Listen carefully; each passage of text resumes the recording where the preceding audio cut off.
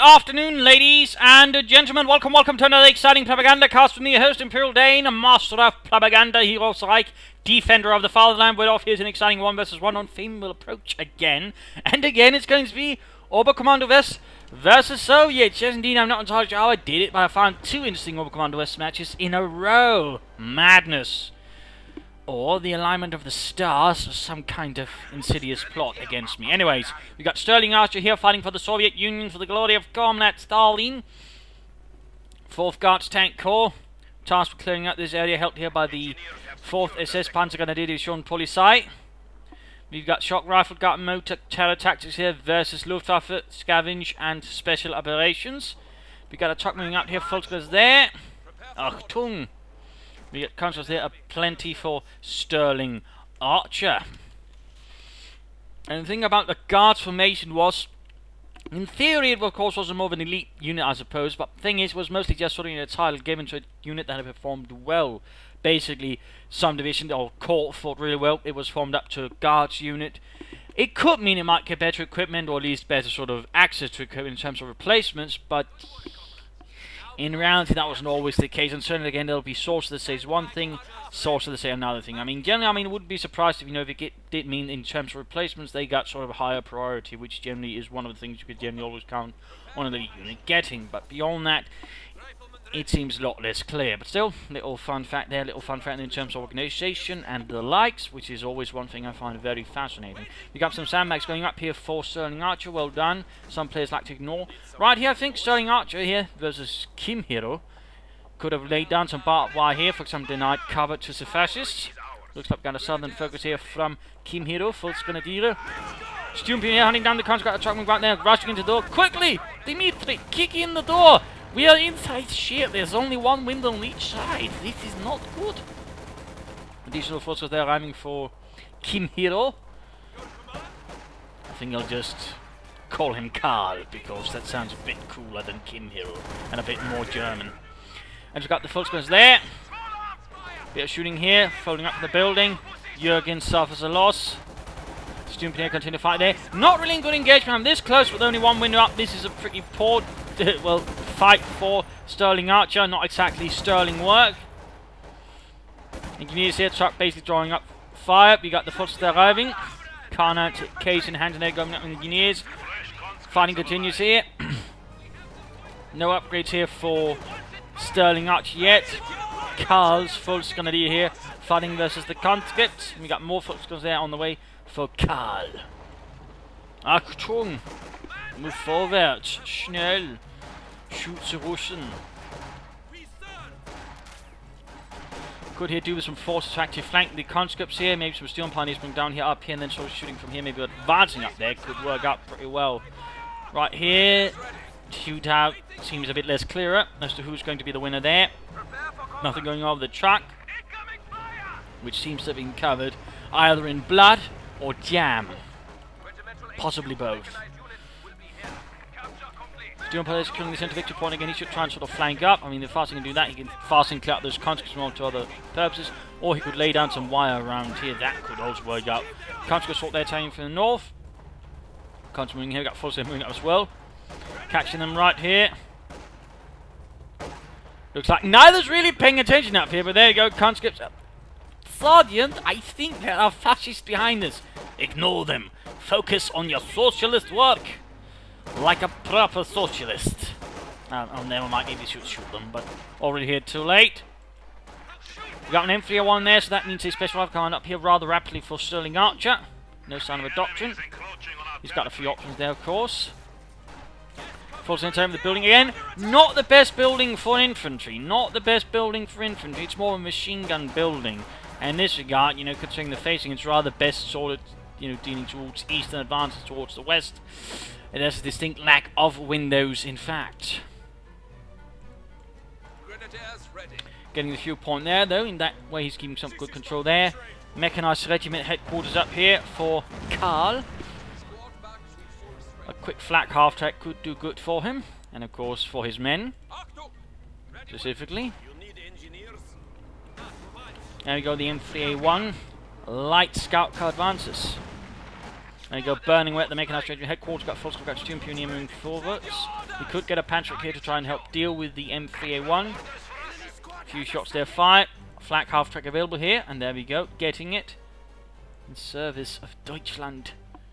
And there we go, we see here that Sterling Archer has been cut off from both fuel points, which should actually help Karl out here a bit, even if he's not going to get the most out of them for the time being.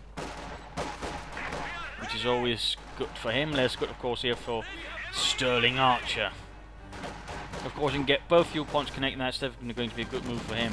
There you go, the quick rush here north, M3A1 charges in, filled with flamethrower wielding engineers.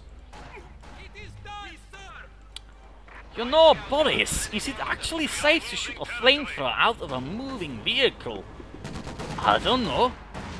Just because I'm an engineer didn't mean I study at university. There we go, we got the 251-17 arc here for Karl. Forces they're being run off.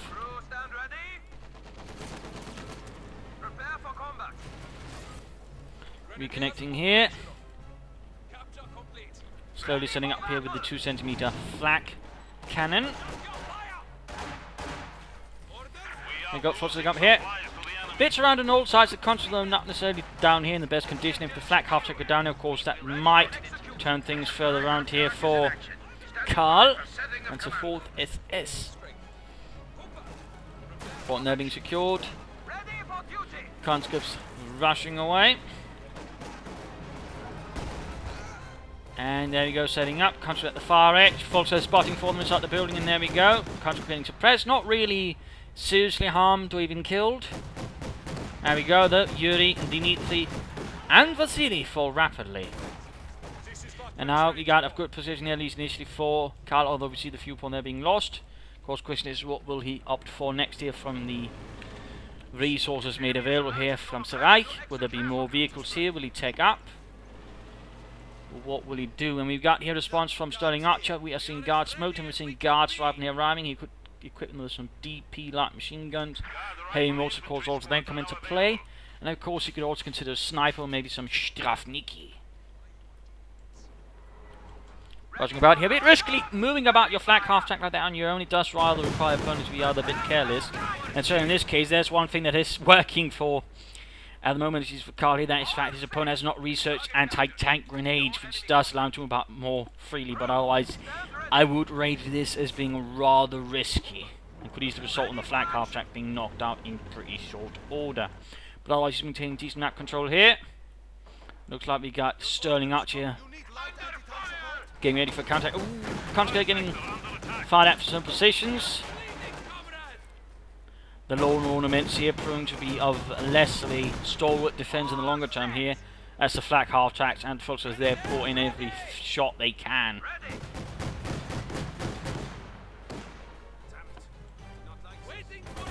There goes Steel Planes under fire here. And rapidly pushed off. Flak half-tracks going to do down their support. Larger conscript push there. Guards him to getting into the scout car. Rushing in, could be used.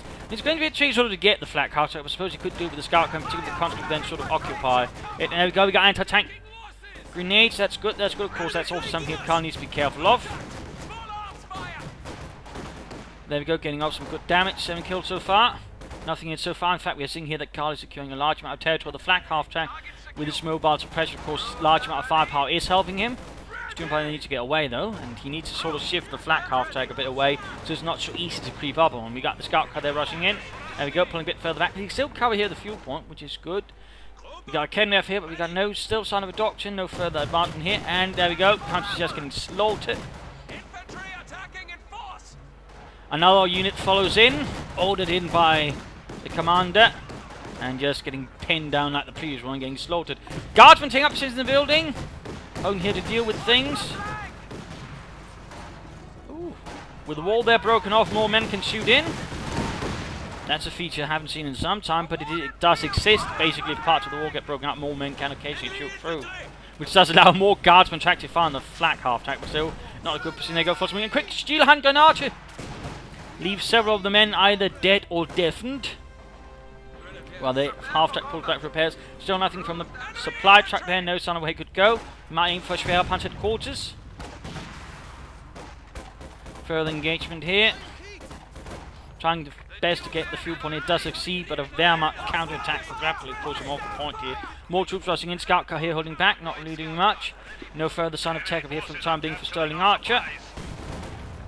There you go, pushed away from the fuel point. Did not last too long. And there we go. We got a heavy mortar arriving here for Sterling Archer. Some heavier support here in the fight versus the Reich. And we've got Luftwaffe here. No sign of anything though, no MGs or Fallschirmjäger. Folks, they're being hunted down by the scout car. Fuel point secured, and they're going to attack here the position, but there are too many conscripts there, and the floats are up on the wrong side of the fence. And end up being rather rapidly shot down. We got scout cars or flak half track down to support, but quickly pulls away again. In that regard, the flak half track does allow for sort of a more mobile defense, rapidly shifting from one position to another, sort of trying to hold off the attack, or can be used sort of more offensively in the hands of a competent player. As long as you remember not to send it in first. It's not the sort of thing you send in first. But there you go. Fallschirmjäger here paying straight behind. Fallschirmjäger regiment has been sending support here. And this certainly serves as an elite infantry reserve in cases. Usually they're also used more offensively since that's where they're better at. But in this case, looks like there's been support here. The 4th is apparently not quite enough infantry. But oh, Foxes are wiped out. Those were the ones for the Panzerschreck too. A rather harsh development here for Karl. Need to go for Panzerfaust. There we go. Close to losing the Fallschirmjäger already. That would be rather harsh there, but there we go. Looks like they managed to escape here. Scout car forcefully at half track moving up, but there we go, repairing behind the building. Now I can have to help deal with things. And looks like a battle group headquarters are going up for Karl. A battle group headquarters. Using the Fallschirmjäger then to offsetting this sort of a, well, Obersoldaten initially. Using them as a more elite unit. But right now, with the loss of infantry, it's going to be more difficult here for Karl to hold off things. Interesting enough, we see no attempt at a field gun here, though, from Sterling Archer. This field gun is a very good sort of tool for at least keeping the flak half-track a bit more honest. In fact, he's currently only got anti-tank grenades and anti-tank rifles, so it's a bit risky. Also surprising, no DPs here for the guardsmen. That would have helped them notably here versus both the infantry, but also the half-track if you could button it down a bit. But mostly the infantry. Battle group headquarters almost done. No resource trading going on. You could aim, I suppose, for a Puma or a second flak half-track if Karl was feeling, I should once said, bold. There you go, battle group headquarters up, providing vital medical supplies for the frontline troop. And there you go, setting up here again. Closing in on victory too, though. And there you go, Country's getting absolutely plastered with heavy fire. Pinned and murdered. Well, we've got Fallschirmjägers coming in to support there with AT-42s, although it was more handed out on a light machine gun basis, not equipped like 4 men in a unit. It was technically a battle rifle. It was mostly used as a light machine gun. In fact, a lot of the early battle rifles were basically light machine guns that could be sort of used a bit more mobily. Little fun fact there. Sturmpioneer there pushed away. And certainly at this point of the war, there wouldn't have been that many, and they'd probably more likely to be equipped with regular MG42s and the likes. There you go, Country's coming in fire here. Engaging here, needs to be a bit careful. There you go, guards for attacking here from the north in the scout car. Fallschirmjägers need to get away. Actually consider popping the smoke grenade before retreating. Looks like he's not quite paying attention. There's a risk here of losing the Fallschirmjäger already in defense of das Vaterland. Scout car, or half track almost there, victory. 2 forces holding up here. We've got Hail Mortify going down here. Close to going rather badly. Fallschirmjägers. Ah, scheiße. Nein. And there you go, Fallschirmjägers right there. Clearly too much going on there for Karl to manage. He's making a direct run here at the Hail Mortar. They're rather bunched up. Could have still Hanganadi do it? By Scott! I'm telling you that he did lose the Fallschirmjägers, but in the end he did grab an enemy heavy mortar, though I would say the cost in doing so was pretty high. There you go. Can he make it out of there? Flag half-tack could set up there to try and cover the retreat path here. Guards charging in recklessly. And there you go. Veggie too, but almost knocked out here. Almost knocked out. Unit white there, though. And there we go. Knocked out. Flag half-track knocked out even as he reached victory too. Heavy casualties there on both sides. And he's getting a second flag half-track. Now that's surprisingly rare that any Oberkommand West player actually bothers with a second flag half-track. But here, Karl feels pretty confident. At the same time, we're actually getting a mechanized armor company from Sterling Archer. This is definitely not a usual fight. Troops are reinforcing it up. Of course, we've got the Hail Mortar ready to provide some heavy support here for Karl. And the Germans, by the way, did make use of their own heavy mortars. There's a little fun fact.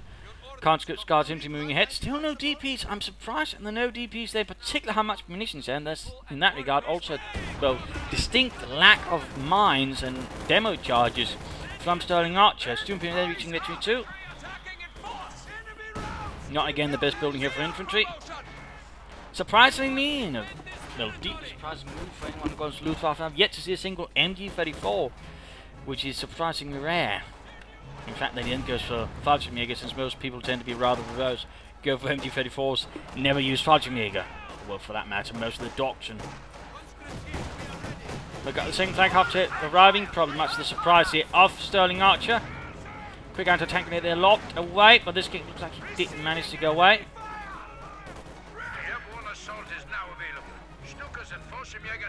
And what will he get here? Will it be a Katyusha SU-76s, or will he be aiming for an SU-85? And the SU-85 would certainly be a surprising move. But I suppose in that regard he might be sort of preparing himself for perhaps an eventual Panther, or at least what he's expecting to be a Panther there from Karl.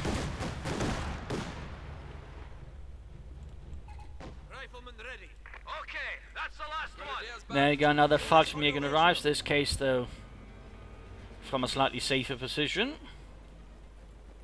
Hopefully not quite as squandered as the first unit.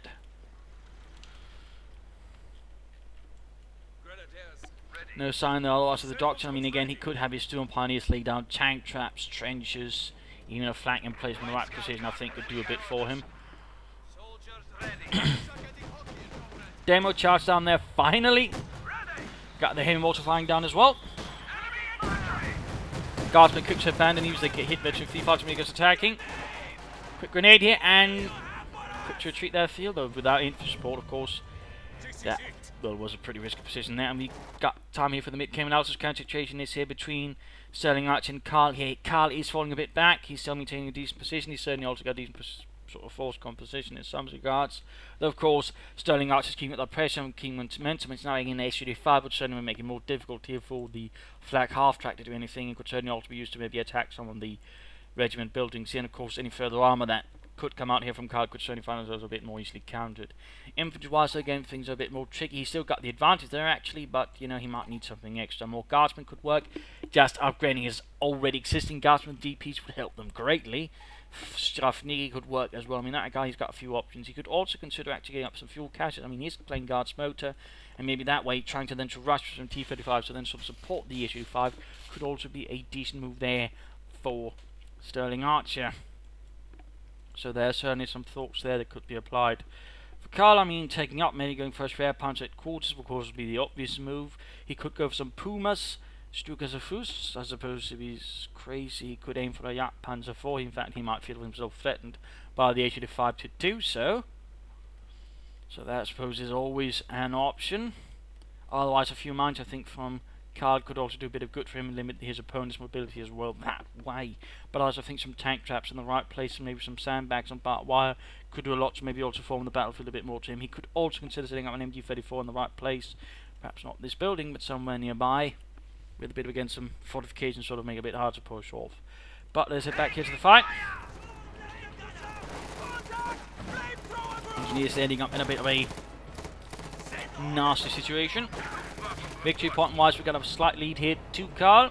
Flag half track heading south again, leading the way. He needs to be careful with that. He's very much a quick way to end up with a blasted apart flag half track. And there you go, the SU-5 medium tank shot, and there we go. Unit was wiped out. No, I'm not entirely sure. No, that was the Germans. I'll bet you that was that demo charge. There we go, another Volksgunner squad wiped out beyond all recognition. On the other hand, the Contra there, they're rapidly wiped out as well. That 2 centimeter flak definitely proving its worth. We got another heavy mortar actually from Sterling Archer. Really wanting that heavy artillery support there for himself. So far, the German heavy mortar does not achieve much. Could save it up a bit further to support the front line, maybe also fly into his own opponent's territory. The Ken over here, he could set him at the building for a bit of reconnaissance, but also make it a bit hard for enemy vehicles to flank in. SU-5 creeping it here with focus sight. That could be bad enough for the flak half track. There you go, SU-5 moving in, there we go. Shot on the flak half track. Need to get away. Almost knocked out there, but looks like he might just barely escape here. Again, afraid to cover the shoot. Got a scout coming in though, which could rapidly clear up the Raketten Werfer. If he gets flattened, there we go. Overdrive. Fallschirmjäger's moving up, getting out there. Scout car needs to get away. Flak half track in need of repairs. There we go. Looks like there we go. Panzerfaust knocking out the scout car, leaving that a wreck. A smouldering heap of American scrap metal. At the same time, another push up straight for the heavy mortar. And that you got Karl. His boldness, no limits. Meanwhile, Fallschirmjägers here, finding out the engineers inside the building. SU-5 pulling back here. Reach tracking here. We got a Jagdpanzer IV here on the way in response to the SU-5. Jagdpanzer IV on the way.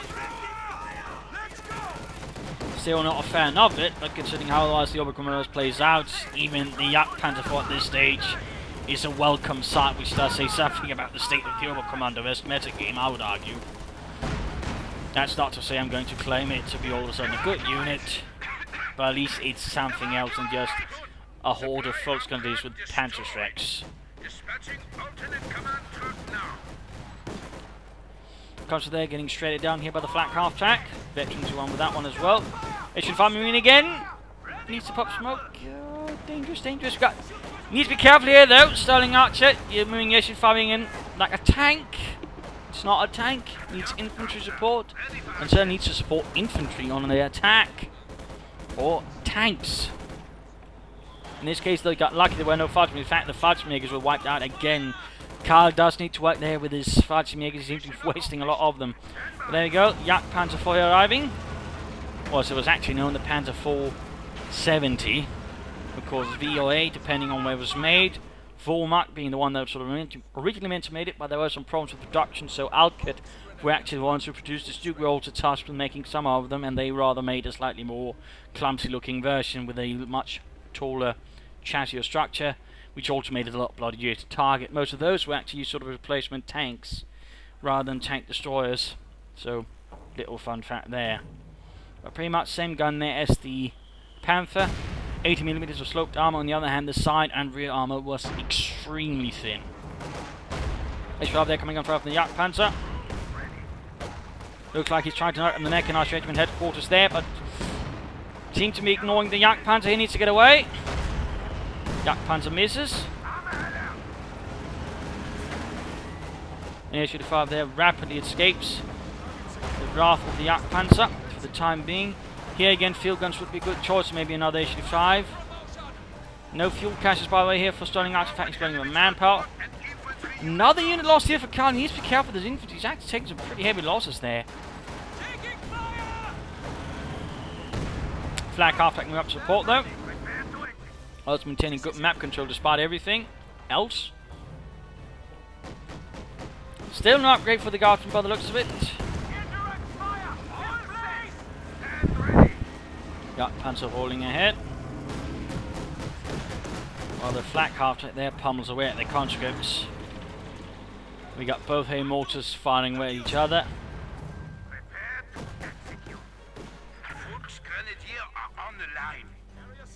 Further Volkskonvois arriving for the 4th SS. Mechanized regiment is taking a bit of a beating there. Really should upgrade them. I mean, he's got tons of munition. I'm a bit surprised that Sterling Archer is making little use of it. Not Panzer IV there rolling about. That was basically just based on the Panzer IV chassis, by the way. In that regard, the Panzer IV served as the basis of a lot of sort of different designs. Tank destroyers, assault guns, artillery,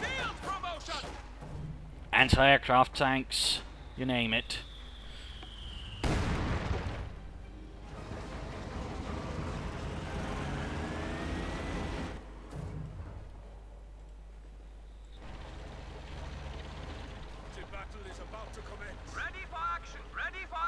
Flak half-track not really doing much, seems a bit passive, maybe waiting his opponent's next move. Sterling Archer pick up the resource. Oh, we got a fuel cache going out. I think he would have done it a bit faster. That would certainly help us as more tanks.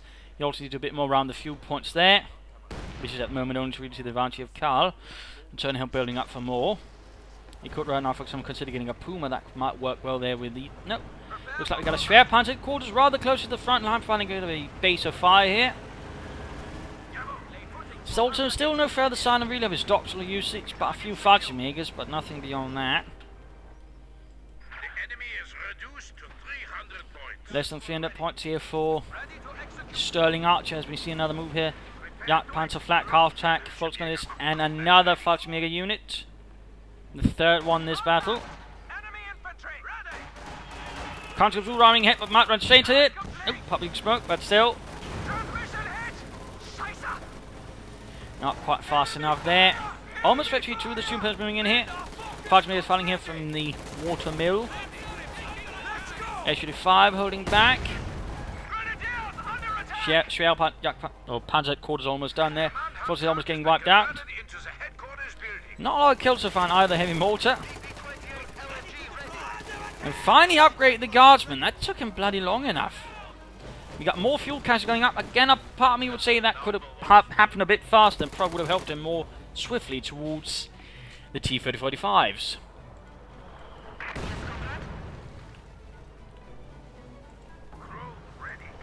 Rolling ahead here with focus sight. Was under fire. Guardsman in the way. Jagdpanzer reacts.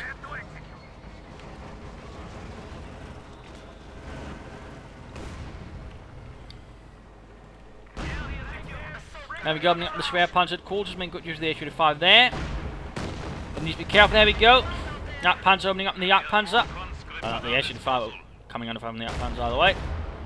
Down to half health, pulling it back. There you go, shot went back there. Doing a bit of damage, he's flanking. Guardsmen did nothing there to try and help me. They could have tried flanking the Jagdpanzer, then buttoning it down. That could have allowed the H-35 to get up some good hits on the other hand, but there you go. He is getting closer to the T-3045s. Again, I think swifter fuel caches could have done that as well. Maybe that lump is up now.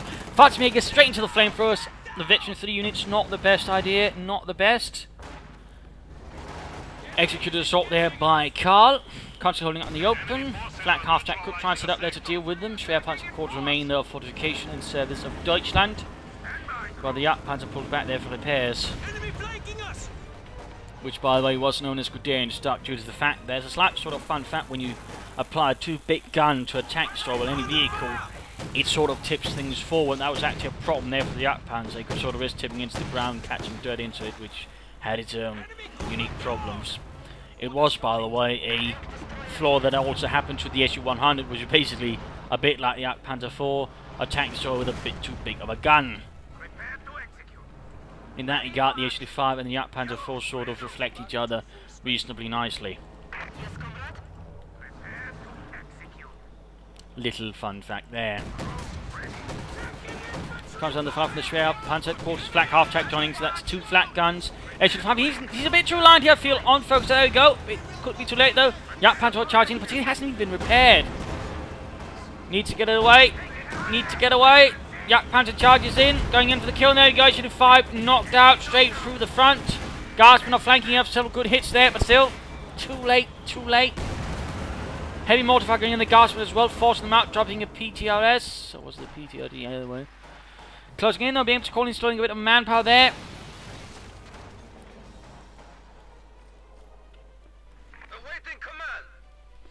Had he just been able to hold on a bit longer and repair that, he could probably have the H-35s out, or the T-35s, in which case, support by the H-35, they would probably easily have swept away most of what Karl here had.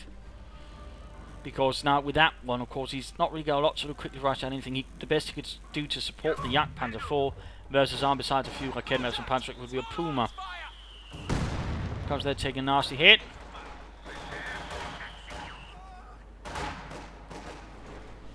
Push here for the fuel, flak half-track up north, closing in on Victory 2, which again shall make it more potent than ever versus the Russian Shrine. And there we go, a pair of T-35s there supporting, arriving from the northern path.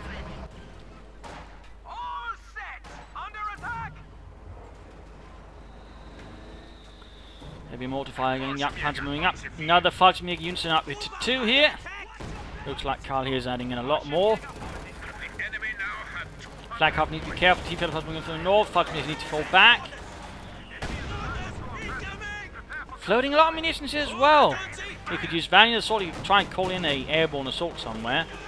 Now we've got the tank moving in, popping smoke here rapidly. Yak Panzer moving in to deal with this, though rather risky. In particular in these quarters where the T-35 has actually got a good chance of closing on the Yak Panzer rather rapidly.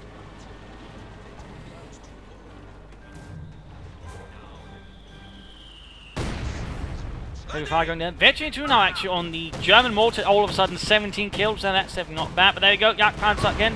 Too close here. They should have been more mindful of the terrain than other T-35s. Well, pretty much up close to the Gizi. Flank it if they want to. Trying to go over the Yak Panzer. We got Mark V going forces coming up. We got Kedmev here, but it's not enough. We should have kept pulling that back. Now they're up close, and we got Mark V as well, only increasing the damage here. Yak Panzer 4 almost knocked out. Almost victory 2 though, and there we go, knocked out.